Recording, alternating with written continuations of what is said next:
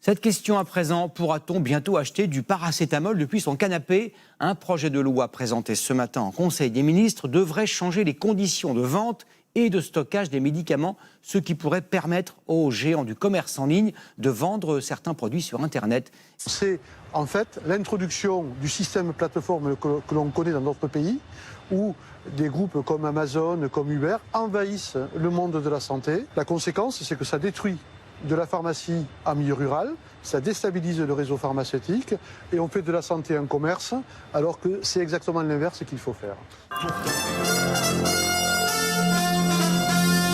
RTL Matin, Yves Calvi.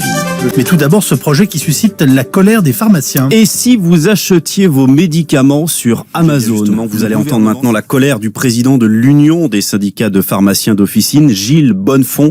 Pour lui, c'est une menace très sérieuse qui plane sur la profession. Moi, je veux qu'on m'explique l'intérêt, alors qu'on a des pharmacies partout en France, du lundi au dimanche, y compris la nuit avec des gardes.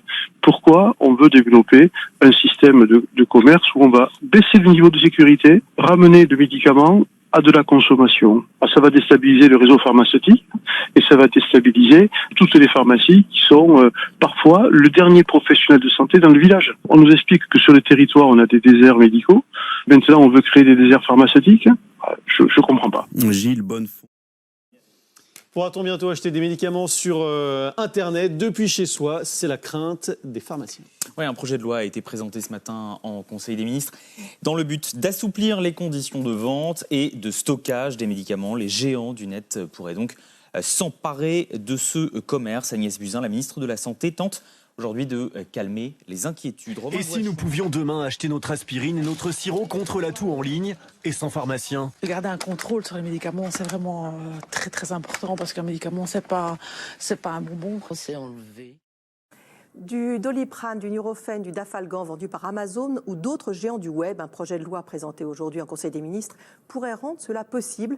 La nouvelle, on le comprend, hérisse les pharmaciens.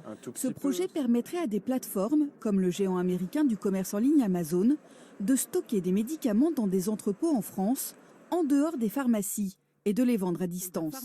Le risque, d'abord, c'est pour le patient parce qu'on va baisser le niveau de sécurité. On va banaliser le médicament en faisant un produit de consommation.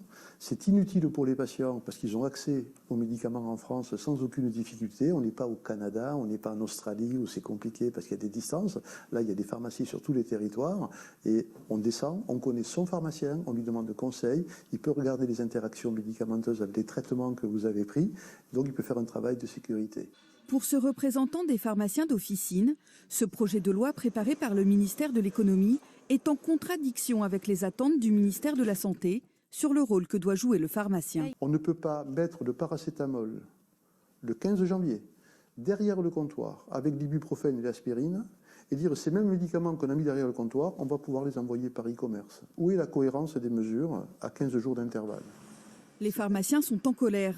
Plus de 5000 ont déjà répondu à un questionnaire en ligne lancé par l'Union de syndicats de pharmaciens d'officine.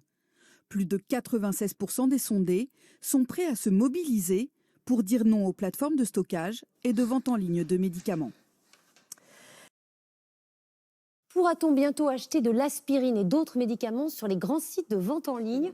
Je préfère venir, avoir un contact, pouvoir poser des questions.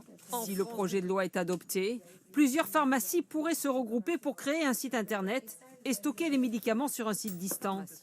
Selon le représentant, ça va permettre à des petites pharmacies de se regrouper pour être plus fortes ensemble.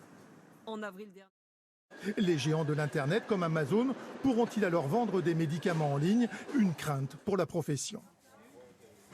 On a des pharmacies partout sur le territoire qui sont ouvertes du lundi au samedi, qui font des permanences le dimanche et les jours fériés. Est-ce qu'on a besoin d'avoir Amazon pour avoir accès à des médicaments? Certainement pas.